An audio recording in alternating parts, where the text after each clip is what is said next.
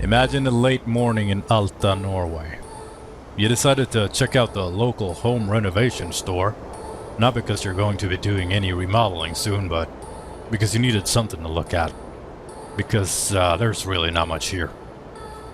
Yet over 15,000 people call this little town, whose Wikipedia article barely requires a scroll, home. We have a long road ahead of us. For the first time this year, we take aim for the continental Europe. Germany's in our sights. That sounds ambitious from a place like this. From a parking lot surrounded by snowbanks and low buildings that seem content with staying low.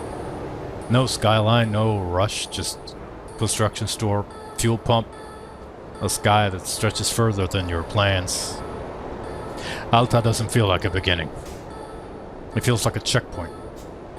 A quiet nod before the real distances start counting. Now Germany, on the other hand, feels structured, dense, fast. Autobahns and industry and logistics that run like clockwork. From Arctic edges to the central arteries. From there's really not much here to everything happens here.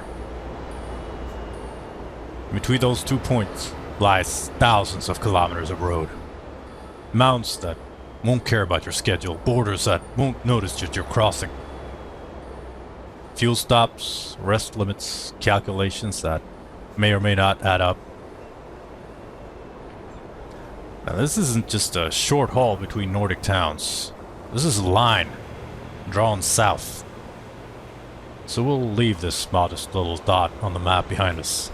Point the nose towards the continent. And see what survives the distance. Germany's in our sights. And Alta? Alta will be here when we get back. Just like these Truck Sim Diaries. And in this video series, I record my Euro Truck Simulator 2 gameplay, and I use it as a backdrop for my unscripted thoughts on what's going on in my life and the world around me. Sometimes I will have a lot to say. Sometimes I'll just comment on the gameplay. And sometimes I'll just be quiet. Either way, I'm glad you're here. So let's take a look at this loading spot and see if we can get into this truck. And once again, make this reversal. I think all of Polar Fish's locations look the same. So I'm starting to wonder if all the pickups are going to be identical. I can't pull forward on this one either. So I think I'm going to go around. Position the truck. See if we can get it in there. It's going to be difficult, but I am learning. But before we do anything, let's recap our progress in the Frozen Routes of Europe contract. If you want to know the details of this contract, how it works, and how you can play along at home, there's a link to an instruction video in the description. Right now, we are in Alta. We're working on job number 2. That's going to take us all the way south to Magdeburg, Germany. And a couple notes on the gameplay here. I play with seasons, as you can tell, to reflect the real-world weather, daylight hours, and snow covers of the countries and locations I pass through in the game. Today, the snow cover will affect the entire job. I don't think we're going to make it far enough to reach the... I know we're not going to make it far enough today to reach the border of the snow cover. The truck I'm driving today is a European Modular System truck, EMS for short, or EU module if you will. It's a 25-meter long truck, which falls under regulations in large parts of Europe, which I try to reflect to the best of my ability here in the game. Today though, we won't make it out of Sweden even, so it's not going to be a problem. I'm also simulating working with a tachograph, abiding by real-world driving times and rest periods in accordance with EU regulations, which means there will be some fussing with resting and sleep hours. Now, the in-game time is accelerated. It moves a lot faster than real-world time, of course, and I play accordingly. It is the in-game clock that is the clock that I'm looking at. Now, I've not fully learned these rules by heart, so expect some confusion on my end. Now, this and many other moments of this show is pure roleplay that I do for the fun of making it a little bit more difficult for myself and a little bit more immersive for you. Lastly, if you for any reason at all want to reach out, shoot me an email at easy@trucksimdiaries.com. Let's continue. It is Thursday, 9 o'clock.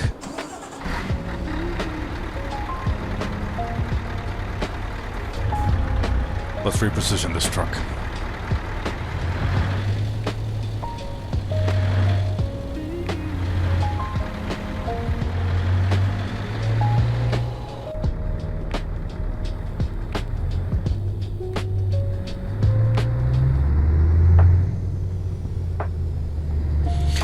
And we'll see how much playtime I have today. Might need to chop this episode up into... Well, for me, it's going to be 2 different days, but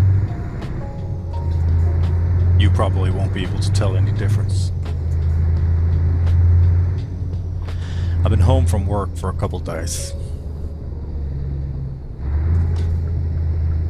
I caught something. I don't know what it is, or what it was. I think I'm getting it out of my system. But I made one of those classic mistakes where I felt a little weak during the weekend. And then I went to work. And at work, I could kind of feel that something was up, but it's hard to know when to... Well, I guess it's not hard to know. It's hard to actually do it. Just listen to yourself and be like, make the call to take it easy. Well, I didn't. I went home and I did my workout. I should have listened to my wife.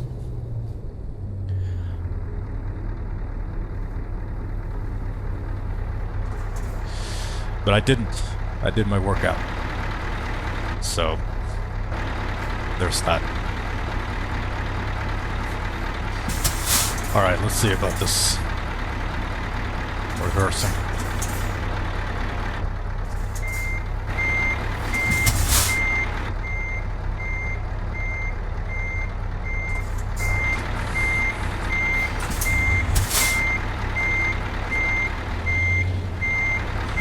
I don't play this game in between sessions. So you're watching me learn. And I think I'm far from doing it, first try or anything, but I've come to the point now where I'm no longer surprised, and I feel this is great. I'm no longer surprised about what the trailer is doing. Like, I feel like I understand, what's going on here.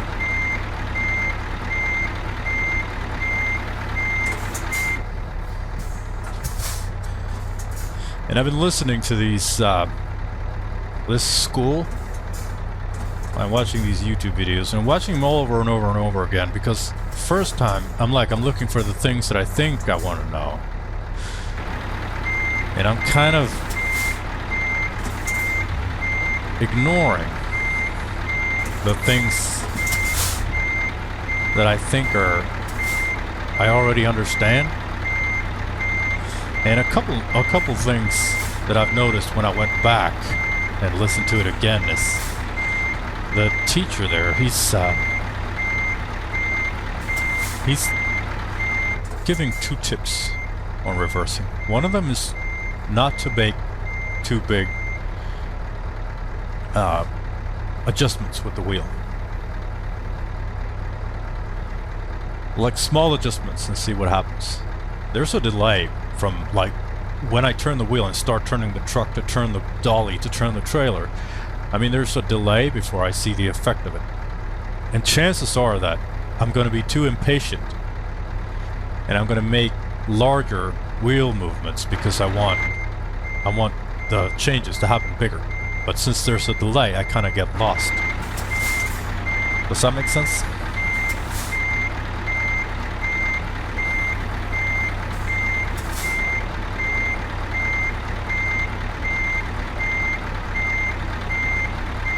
We're a little bit too far to the right.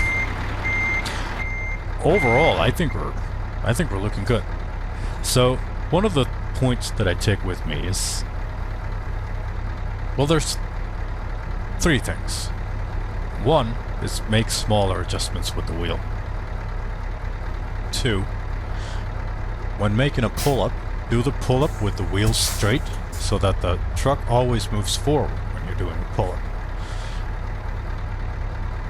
They keep stressing about this. I don't really understand, like I can't explain why I should do that, but they keep pushing this, so I'm gonna try. I think I understand why. Because otherwise, if I don't pull forward with the wheels straight, I'm gonna start introducing turning motion that I haven't really planned for. And back to my point with the small wheel adjustments. And the third thing that they're pushing is when you're doing a pull-up, do the pull-up as far as you can. Don't do small pull-ups, do big pull-ups. Big do-overs. Let's see if we can turn this one in a little bit more. Yeah, here we go. And small adjustments with the wheel.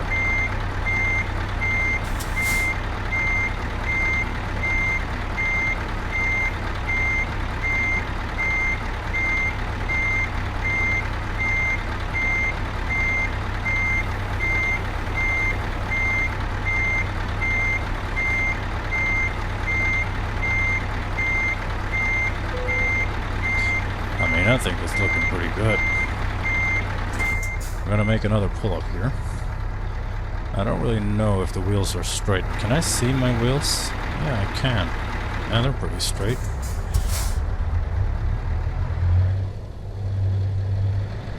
And we're gonna pull up all as far as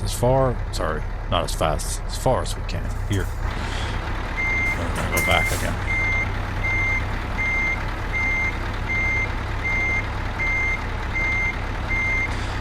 And as long as the trailer is straight, as long as you keep the trailer straight when you're going into the spot you want to get into, the truck will follow straight.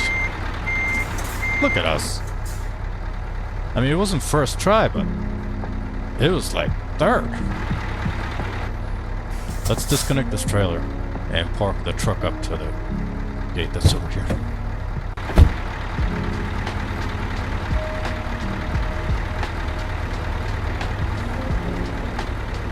I want to go back to see how we're looking back here.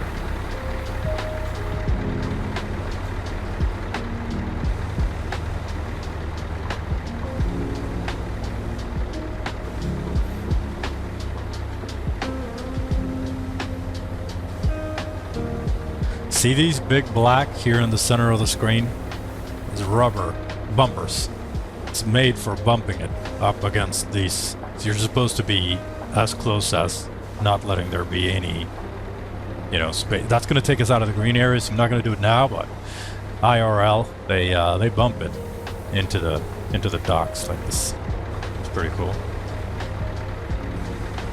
Then you know you're at the gate, I suppose.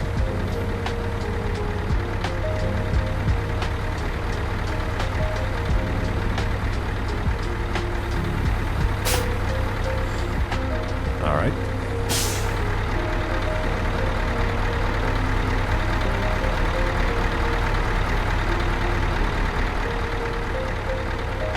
Oh, we'll get him. I think this is the first time I did we're gonna celebrate. This is the first time I did a reversal with this trailer and I didn't run out of air. I made it with the air pressure that we have. First time I tried to reverse this thing, I was like, I could not understand how I would ever do it with the amount of air because I would, keep pushing the brakes, releasing the brake, pushing the brakes and releasing the brakes,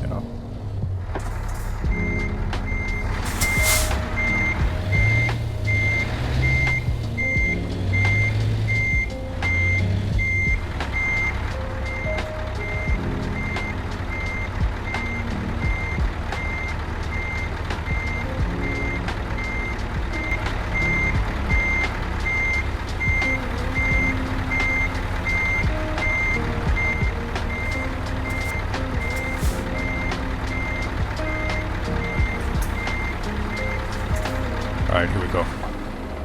Let's load this truck.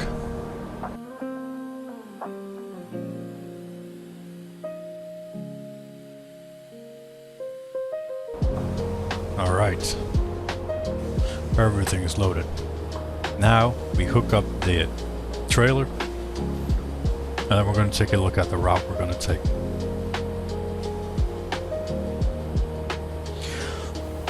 We're going to drive through Sweden. We're in Norway now. Northernmost Norway. We're going to drive through Sweden. We're going to stop in Uppsala for our 45-hour rest.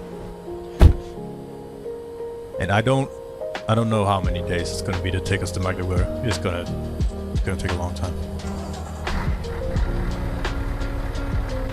First things first, though. Let's go get the trailer.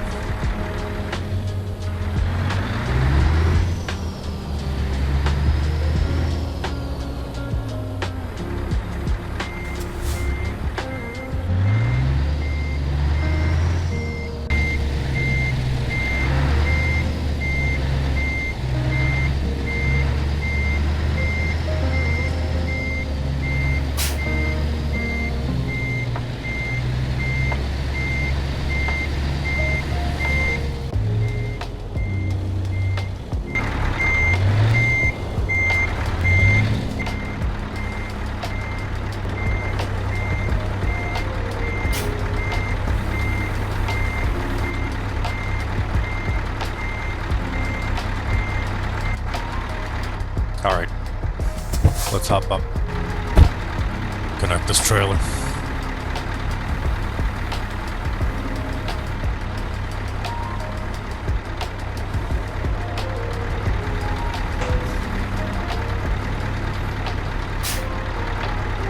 Alright, we're set. I haven't been in the rest of Europe ever since, what was that, Rotterdam? It was a long time ago. I'm almost a little nervous. But then again, I get nervous about everything. Let's drop these axles and get out of here.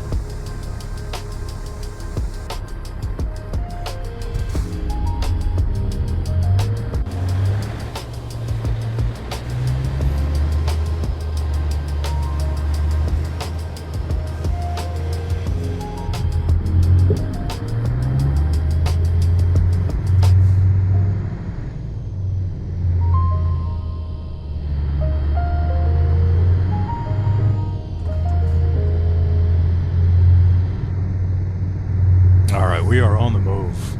We're going to go for 2,781 kilometers. It's going to take us 43 hours and 36 minutes of in-game time.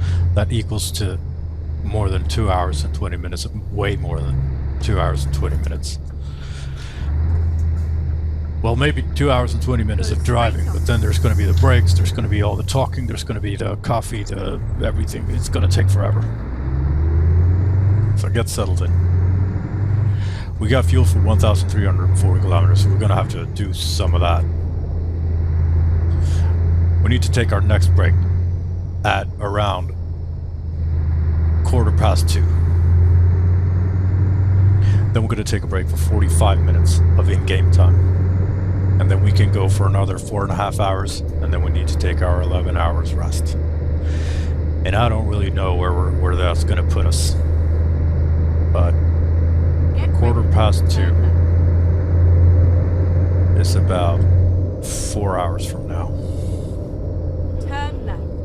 So, as I was saying, I had the great idea to go to work, and even though I felt something was up,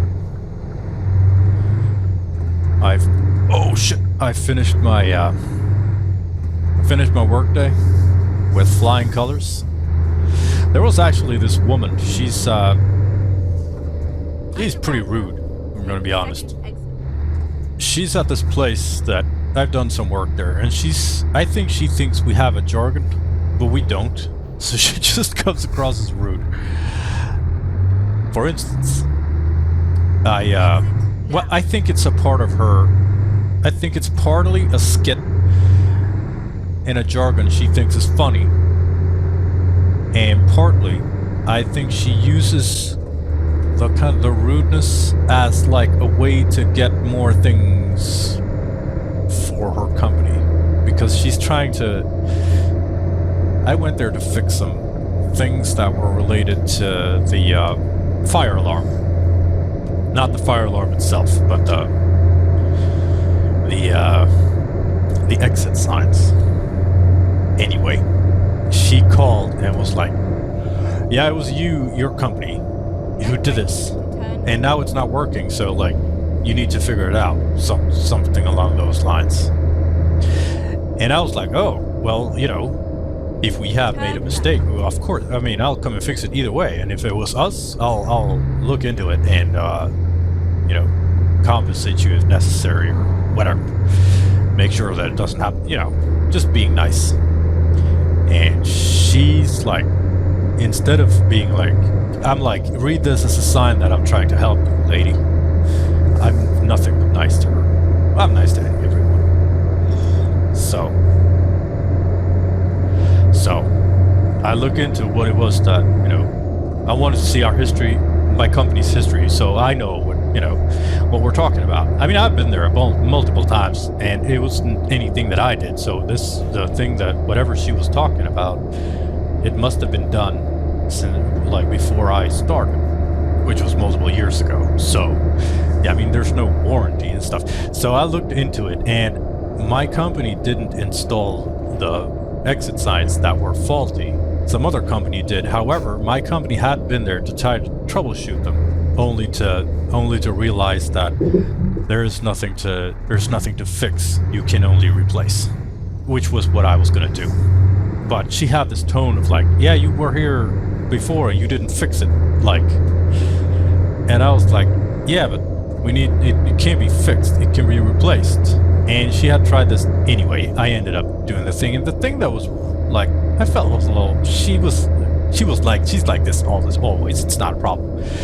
And I was like, I texted her and I said, "Hello, it's me. Would it be okay if I, would Tuesday be a good day for me to come and do the thing that we agreed that I was going to do, that you asked me to do?" And she replied, "Yes, of course. It's not like it was like, yes, I don't need you. You don't need me to hold your hand, do you?" And I was like, "A yes or no is fine. I mean, you can, whatever. Anyway, I figured, when they're like this, which they are every now and then, clients, I see it as a challenge, because then I'm going to be super nice. I'm going to be ultra. When she's rude, I'm just gonna. She's trying to send these smooth signals, like she's, clever, and I'm just gonna act like I don't understand what she's talking about. When she says something snappy like that, I will just reply like, "No, I think I can manage on my own." It's just like there's nothing. I'm not gonna play the jargon game or anything like that. And it was fine. It was perfectly fine. It was a good day. And it's also fun I enjoy, seeing other workplaces. I do that a lot. So I get to see other, the little intricate details of the corporate culture of whatever place I'm visiting. How the staff talk to each other, what kind of jargons they have. And this was a very, it's a stark difference seeing a workplace that has a lot of women versus a workplace that doesn't. And this was a workplace that has a lot of women. And I gotta be honest with you, I love women so much. I love the female way to talk. I love the female way to express yourself. I love the female way to... I gotta be honest with you. I love women. I love women's way to talk to each other. I love women's way to express themselves. I love being around women. I love talking to women. They are the best. This was like I said, a women-heavy workplace. And I get really comfortable when I'm around women, because for the most part, they are pretty comfortable around me. Whereas men, that's a completely different ballgame, because especially men who work in offices, like I said, I observe these different little nuances that they have in their, in the way that they interact with each other. With how, like, a lot of times there's this dude who's like the office man. I don't, if this was for lack of a better. I mean, there could be more men at the site, but he's like the man. Oftentimes, like, wears a woodcutter shirt, like a checker. I don't know what it's called. Checkered flannel shirt, and he's like a little, he's a little rough, like chops wood or whatever for his little fireplace at home. And these guys, they're no joke when I'm there, because a lot of times, I'm not saying all the times, but I am saying, like, dude, I am saying all the times, these guys are like super threatened when I'm there, because like I think, I could be wrong, of course, but I think that they have built this image of being these men who know man things, and whenever a tradesman comes along, I think they get a little nervous, because a lot of the times they don't know very much, which is fine. You don't have to know everything. But these guys, oftentimes, they get really nervous around you. They get a little picky. It's not beautiful. And women rarely do this. Maybe amongst each other, I don't know. But never do they ever do this to me.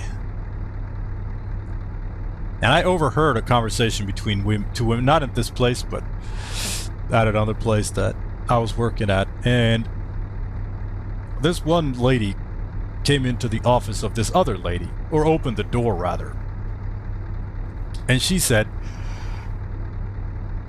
she apologized. She said, I'm sorry,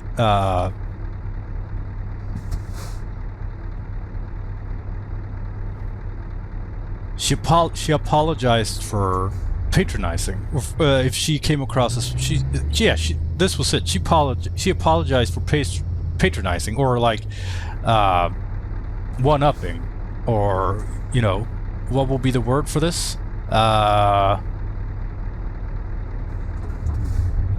Dominate?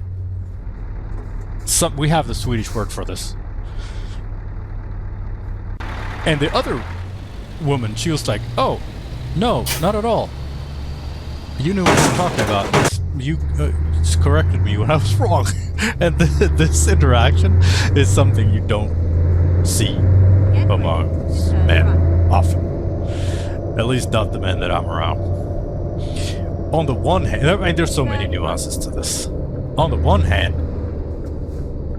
only the fact that she was apologizing, and I didn't quote her correctly, because she didn't say if I came across, she apologized for, patronizing or overpowering someone. Which is a big difference, because she knew how she came across, and she apologized for that. That's one nuance to this. And the other thing is that she realized that she had done this transgression, which is the second nuance, because guys rarely ever do this. I mean, I even have my project manager. He's a snappy little bossy bitch like this. And if I say, oh, now you're trying to overpower someone, and he's like, yeah, he thinks it's a good thing. I mean, that's how far away, that's how far away we have left to go. So anyway,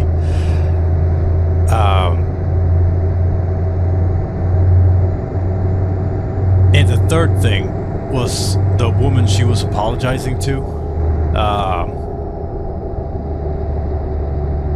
She was just like, no, it's fine. You were right. I was wrong. And that is just, I mean, that's not just a woman thing, but I thought that was great to see, you know? To have that, I mean, the conversation itself doesn't really matter, but to have that clear air of communicating, just clear and precise. I mean, there's tropes back and forth, and I mean, I don't want to make this into a men versus women thing. I guess I already did, but that wasn't my ambition, and I'm sorry if it came to that, but I mean, there's tropey ways that women express themselves too, of course. But I'm just talking about my experiences among workplaces that have multiple women in them, and how comfortable I get in situations like that. As opposed to the nervousness that can be if there's too many guys in one spot, you know? Alright, we're taking our 45-minute stretch our legs. This is nice.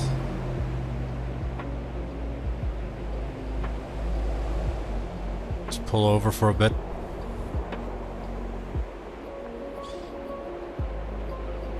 Nice clear weather.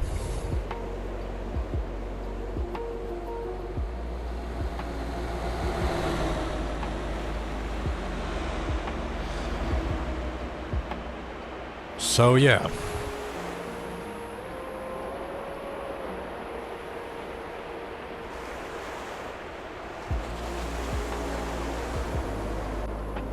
So, this lady, for the rest of the day, I just kept being nice. And I kept being a little clueless to her, to her cleverness, I suppose, for lack of a better word. And it worked pretty well.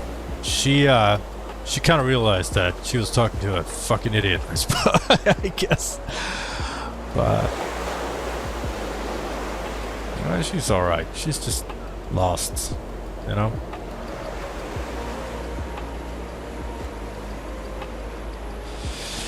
You know, I think it's a pretty fun challenge to, to try to see if you can do something about, a bad situation like that, a bad attitude. If someone is expecting me to, screw them over because they have previous bad experiences with, tradesmen.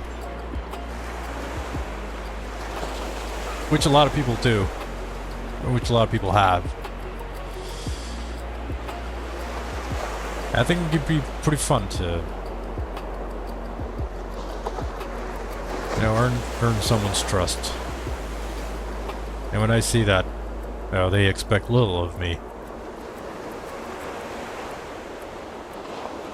or even if they expect something bad of me, that's when I feel like I want to do something good. Give them something.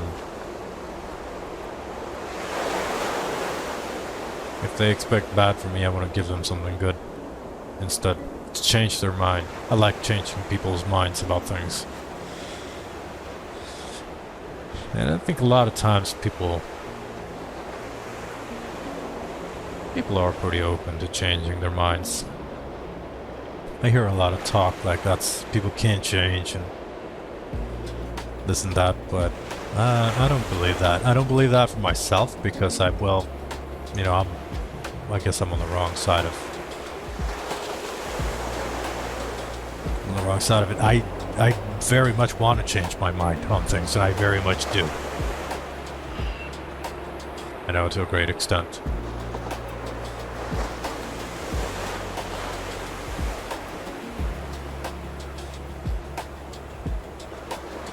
Yeah, I think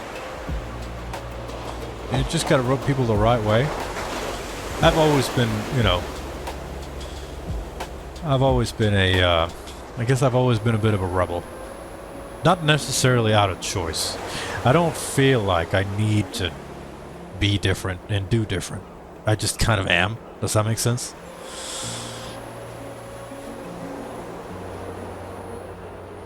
Like, I was a vegan for a very long part of my life. And, I've been working security. I've been working, I'm an electrician now.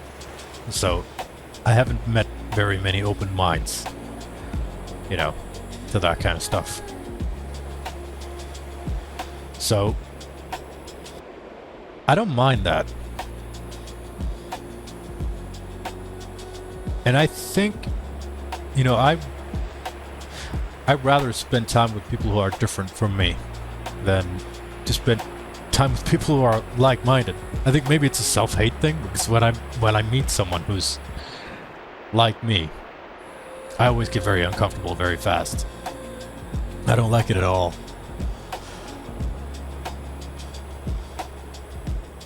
I like different. I like to have, you know,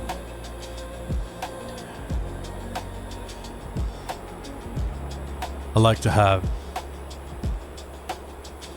different opinions on things. I want to have interesting discussions. I want to have an open mind. I hope I can try. I hope I get to do this for as long as possible, you know. They don't become cynical, closed mind. Like have, you know, discussions with people who see things differently from what I've to try new thoughts out.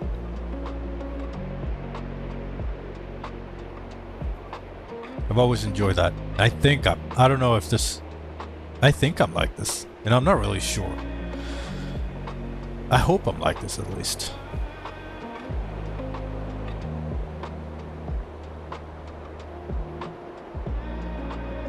Because what I've noticed is that, you know, if I have an open mind to other people, sure, initially they don't have an open mind to me. They think I'm an idiot or a moron or I'm like stupid or whatever. This is classic. Guy wearing high-vis, talking on his phone, living in this shack in the middle of nowhere.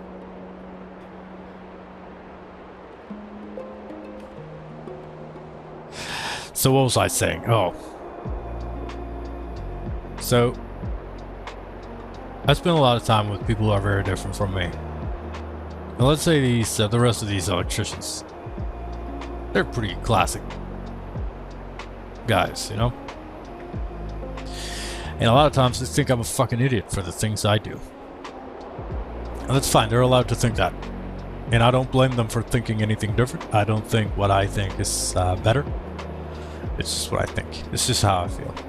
It's nothing more than that. And for the most part,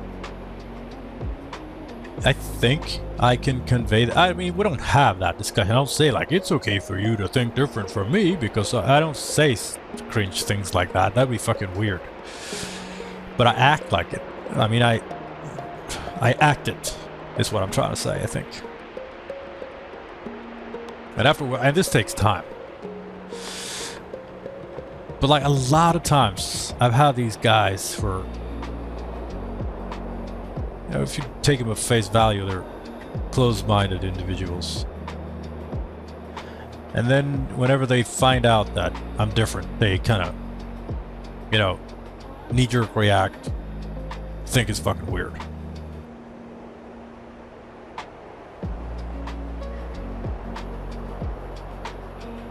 But then I keep going, and we keep having normal conversations too about things. And we have the conversations about different, you know, or different opinions. But for the most part, it's just normal. Just normal everyday things. Everyone's pretty fucking normal. Everyone's trying their best to get along.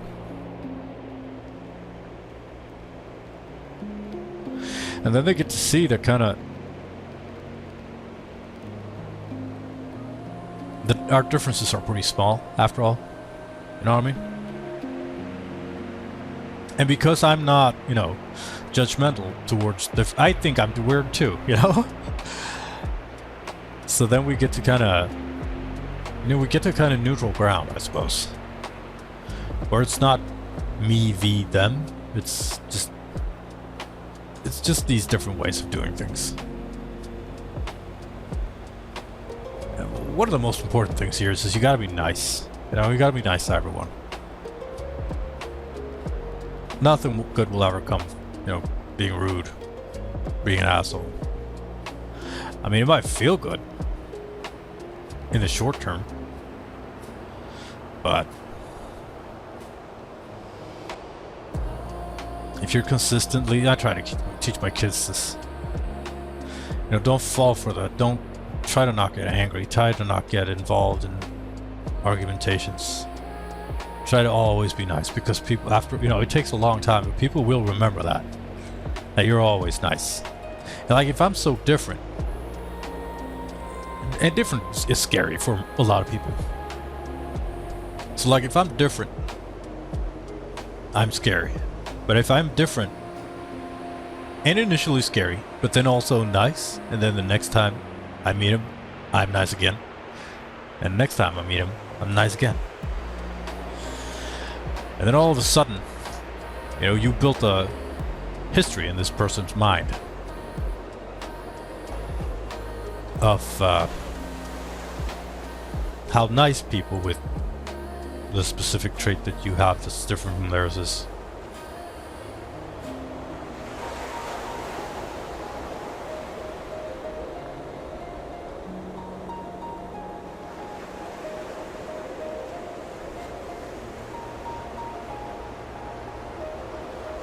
I mean, you get these kind of offhanded comments like, "You're nice for being whatever, wherever we're different."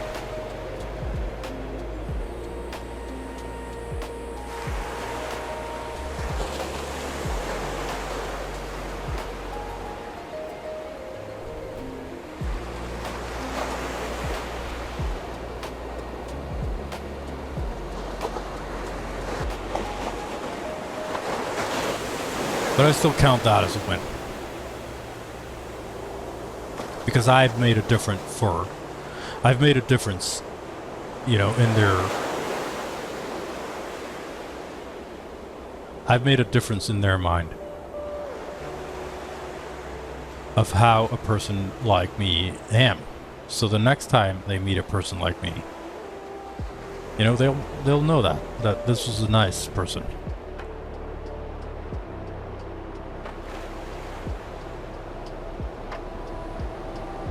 And I want that, you know?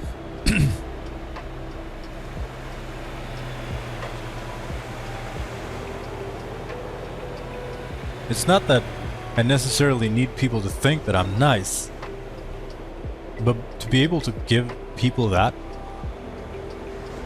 well, that's nice.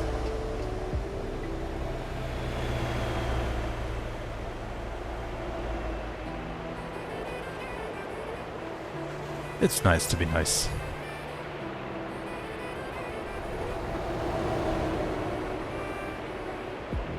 It's a great truck, I think. Trailer, at least. Company. It's gone pretty far. It's 2:15. It's time to get the job done. Or at least get going.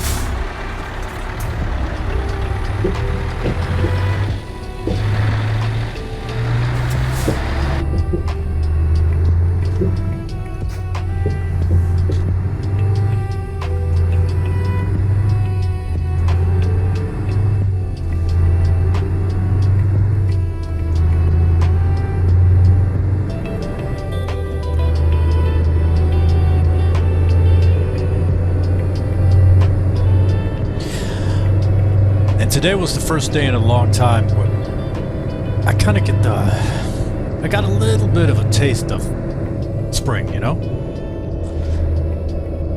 Sun was up and it was, I mean, it's still cold. It's like -15 in the mornings when I go to the car. And unfortunately, my new car, it's a good car, with a work car, I mean. It's got some very nice driving features, and I'm very happy with it. The only thing I miss, there are two things that I miss from the old car, which was a Ford Transit Connect. Now I drive a Toyota Pro Ace City. Old car had a timer that you could set for when you want the car to be warm in the morning. And it'll defrost the windshield because most, if not all, Fords have this thing where, well, it'll defrost the windshield. It's got little heating elements in the windscreen, the front windscreen, so you don't ever have to scrape the glass, scrape ice off the glass. Anyway, the new one doesn't have that. It has a remote control, which I can start kind of a, I wouldn't call it a heating function, it's a less colding function. I mean, it's not impressive. But anyway, during the day, like, the sun is up for pretty long now.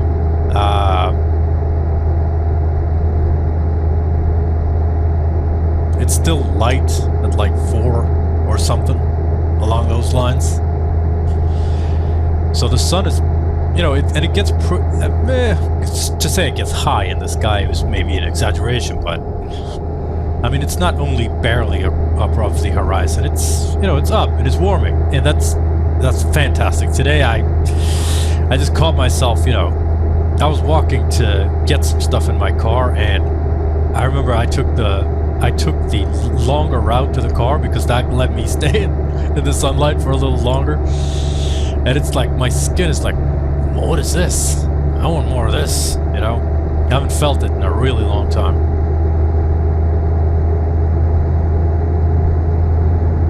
It's a little crazy to think that we're almost there.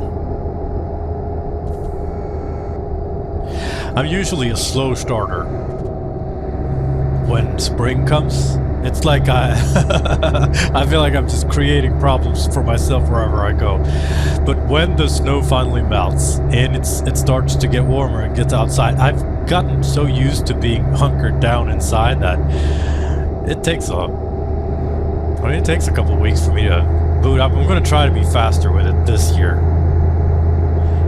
I need to get out and check the snow levels in the woods because, I mean, we have plenty of snow, but it's far from knee deep, so I really should be getting out there. I have the first hiking session planned. It's not going to be until the end of February, unfortunately. So hopefully I'll be able to do it a little sooner, but you never know. I have a trip planned with my wife and kids. So I live in Uppsala in Sweden, and we're gonna go to Umeå, where I was born, visit my mother. Oh, please mind the speed. Kids are off school, so oh shit. We're gonna go all 4 and just kind of at the roundabout, take the first exit. Kind of relax. I need to find a gym when I get there because I've been, like I said, I've been sick, so I haven't been working out properly. I feel like, exit now. you know, I haven't done a proper workout in a couple days, so I'm starting to feel like I'm just a sack of nothing, like I'm all deflated. Gotta get the pump going. So I think I'm gonna pay the high price and go to the gym so I can just fucking start it, because I don't want to sit there. Go straight on. Like, my mom lives in it's just beautiful. She lives by a lake. She's got a wood-fueled sauna, wood-fueled hot tub outside. You know, it's just, it's like a resort. Kind of. But I don't want to sit there and just wait so I can get back to working out. There are multiple gyms there, so I think I'm just gonna do the effort and go to one of them just to get it done, just so I won't have to start, like, so I won't have to wait another week until I start doing it.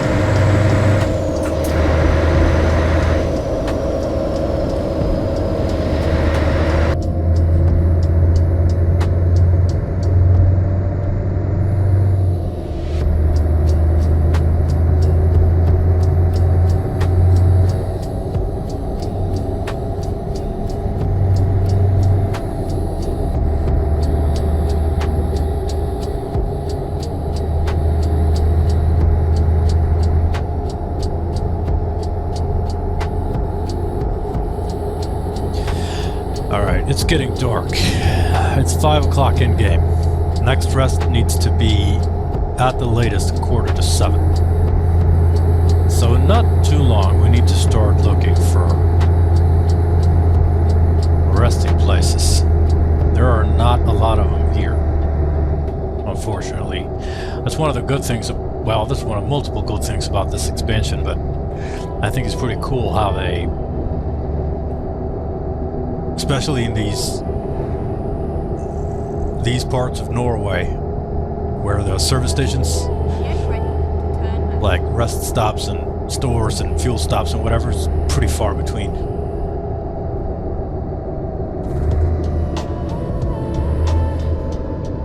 Turn left.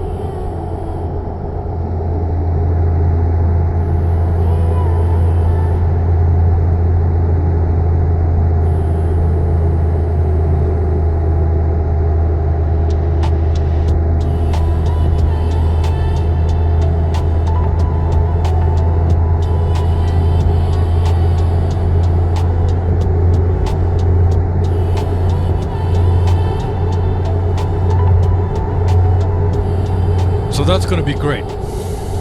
The trip, I mean, that's coming up. I look forward to the drive. It's going to be pretty much these roads, at least especially the roads that are coming up in probably maybe it's probably going to be next episode. I don't have an endless amount of playtime left here. I'll give you a hot take since when I record that, it's going to be when I'm back.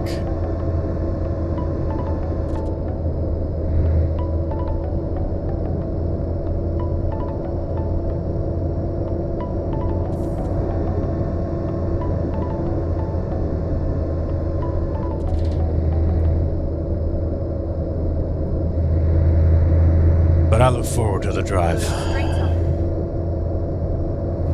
I really like driving with my family. My kids they're exceptionally well raised. Not to brag, but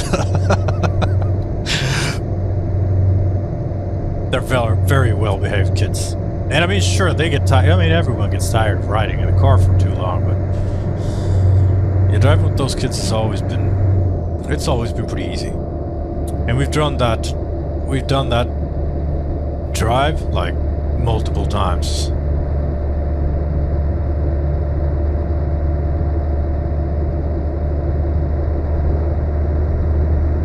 Caution.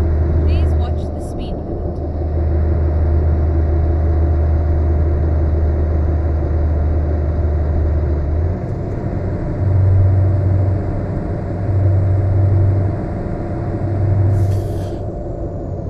Alright, we're gonna pull over here for our 45 minutes. Oh, sorry, it's in our 11 hours even. I don't know if there are a couple more spots coming up like this. I mean, we don't have that much left to go time-wise. Let's stretch our legs before the sleep. Look at this. Pretty heavy traffic for this late.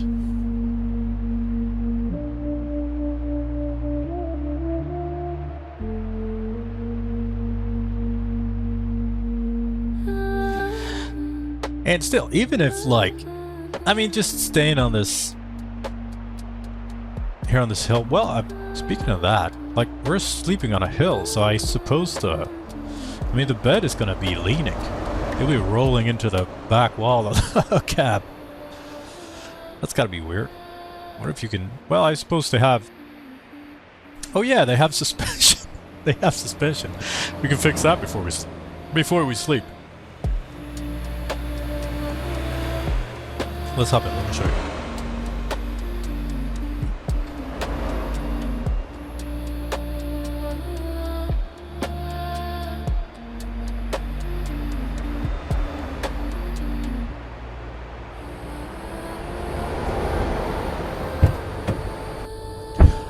So, we'll turn the, hold on. Oh, we need to have the engine on. Check this out. I don't know how visible this is going to be, but you can lower the front suspension like this. Then we can raise the rear suspension like this. It's not by a lot, but you know, maybe it'll be enough to even this bed out a little bit. All right, let's get this rest.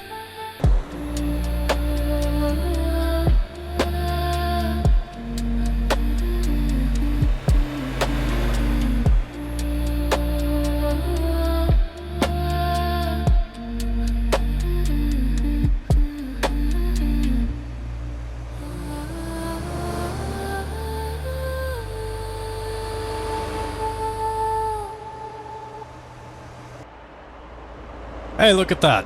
It's Friday. 5:20. Break's over. Let's do this.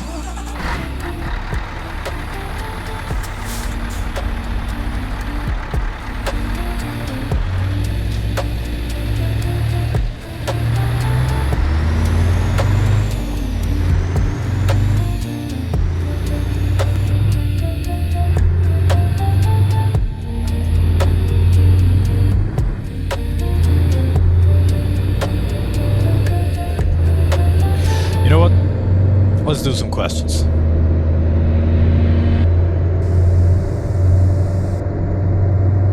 What is a random fact about you that usually surprises people? And I don't know if I have, well, I do actually. So I had a very rough upbringing. Well, yeah, I had a very rough upbringing. My parents weren't the best. And whenever I share this, though I'm not going to go into it now. I have in previous episodes, and I probably will again, but I'm just not going to do it right now. Let's just say that it was pretty bad. And a lot of people, a lot of times, are very surprised that I turned out the way I did. Which I assume that they mean okay.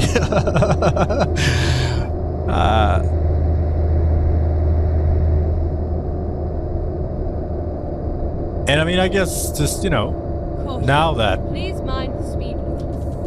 I'm all grown up, I'm pretty surprised I made it this well too.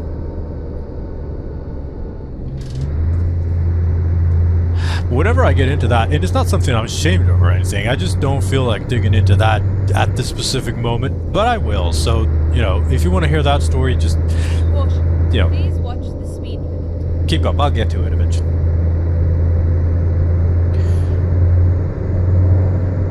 But whenever I tell people that,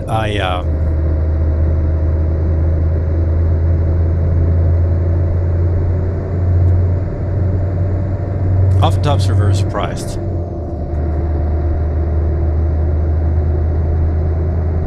And I'm often greeted with a lot of sympathy. And you know, that's nice.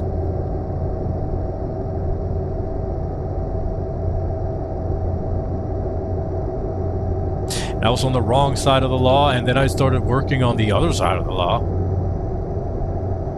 And that was very surprising for people as well.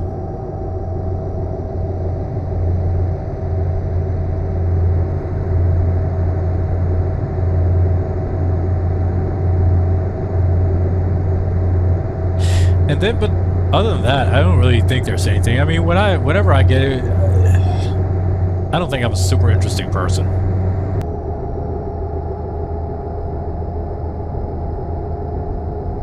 All right, next question. If you could never have to sleep, breathe, or eat again, which would you pick and why? Obviously, sleep. Obviously. Please mind the speed. Like, it's one of my big, I like sleeping. But one of my biggest wishes here in life, actually that would be my superpower. And then turn right. Oh, it's one of my biggest wishes in life, because then I could live the two lives that I want. I could live the life of the, I could live the normal life during the day.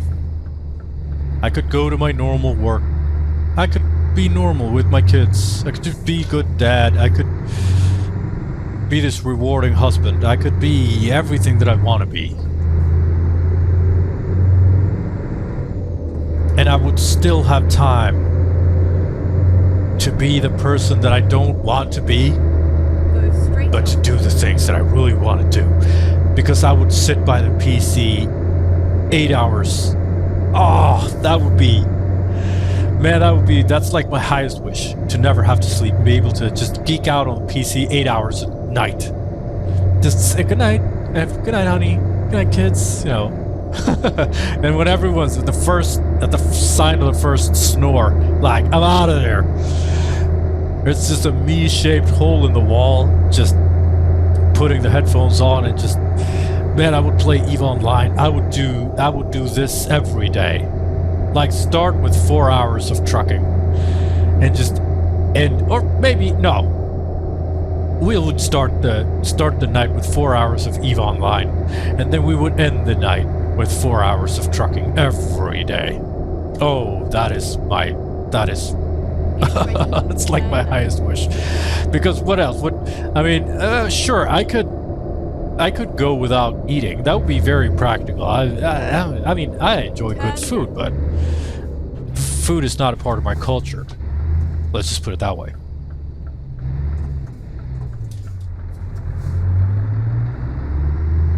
And what else? Oh shit. Don't look at oh my god. Don't tell anyone about that. Bonk. Sorry. I'm sorry. Mostly I was reaching for my phone. It's fucking stupid. Sleep, breathe, or eat. Who cares about... They'll be like, oh, who chooses breathe? Well, let's think about it. If you would never have to sleep, you would be able to do all the things that you want to do in life and still be like a normal person. Like, I could do my workouts at night, I could do my PC gaming at night, I could do so many things at night. I would pick that. Obviously, I would pick that. And then breathe.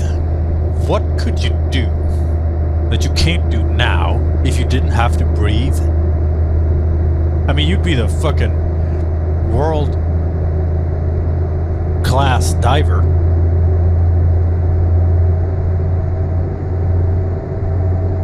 But other than that, I don't really reflect on my breathing, I think. I think the poster just asked this to put 3 things in there. And then eat. To never have to eat. It would be practical. It would be boring, because as a person who rarely eats, I do these meal shakes at work. So I don't take lunch. I just down one of those shakes and be done with it, and then I just keep going.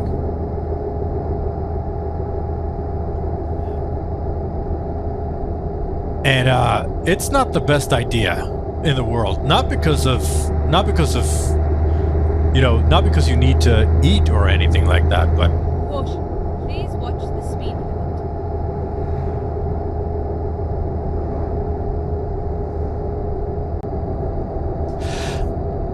But eating is the social structure that is very important to the people around you, that you eat together. It is a thing that humans need to do together. You need to participate in the eating of food together. Otherwise, it's gonna be interpreted wrong in so many ways. I mean, I do it because I don't want to spend time with people who else I would be eating with. So, with like my colleagues at work. But still, that's pretty rude because they want to. It's like the ceremony that people have. It's normal to do it. So, and I've noticed that with my wife and kids, our dinners, it's really important.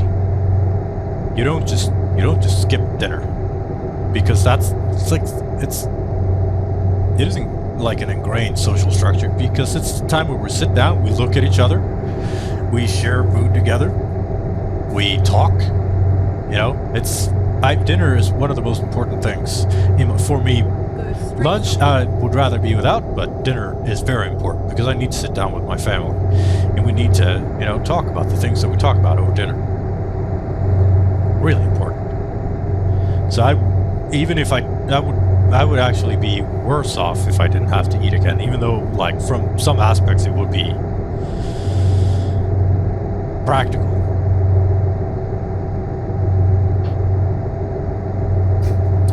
All right, I'm running out of playtime here.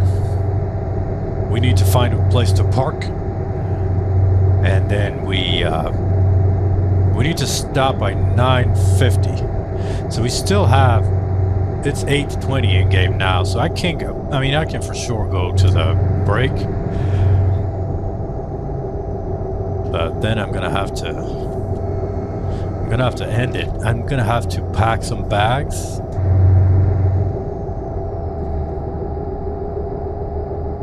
Look over some things, get ready, get going. But I think we can do just one more question. What is something that you will never forget from the pandemic? And, well, this is maybe a question that's a little too big for just taking it at the end like this, because the pandemic was such a fascinating time. I really can't believe it that it happened, and it happened the way that it did, and we just went through it the way we did. Like, everyone was like, all right. Yeah, of course it wasn't that easy, but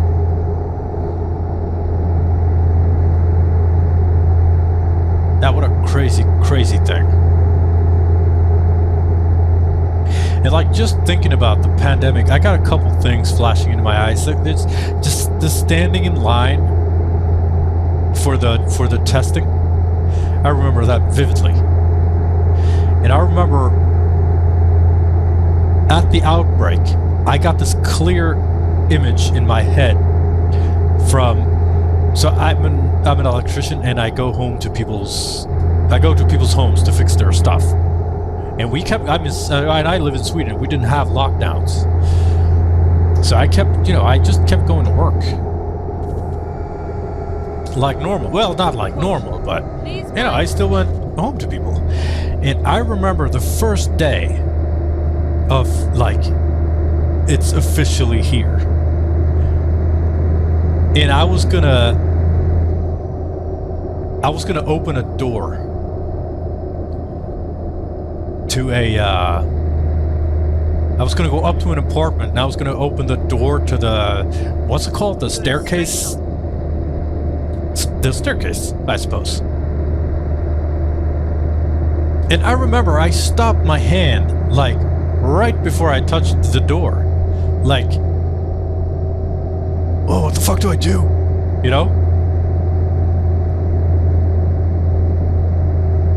I had a bunch of tools, so I opened the door with tools instead of with my hand. And I kept doing like that. It's like elevator buttons. I push them. I have my tools on me, so I just take out a screwdriver and push the elevator button. Man, I remember having, you know, the face masks. Just crazy. Get ready. But the thing I'm going to remember the most from the pandemic was the social aspect of it. I've talked about this before, but like I said, I got to go into people's homes even though you weren't supposed to. I mean, we weren't supposed to hang out. We were practicing social distancing. But I was allowed to come in. When possible, make a U-turn.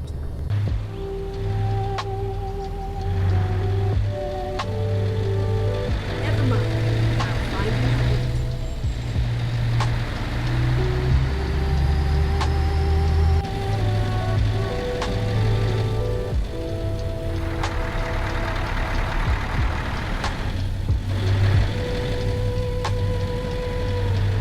Keep left and then turn left.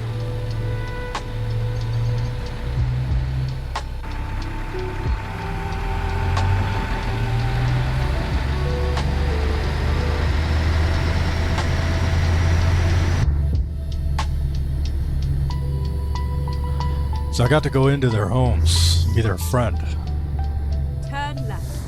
and talk to them, spend time with them. It was crazy. It was a privilege. You know, you get to hang out with people who haven't met another human being in weeks. And no one knew, like, one of the most stressful things. The things that make us stressed here in life aren't the things that all the things that we gotta do. The things that makes us most stressed in life is... Well, let me put it this way. The things that makes us most stressed in life is not the bad things that happen to us, necessarily. But it's not knowing when they stop. That is a torture stress.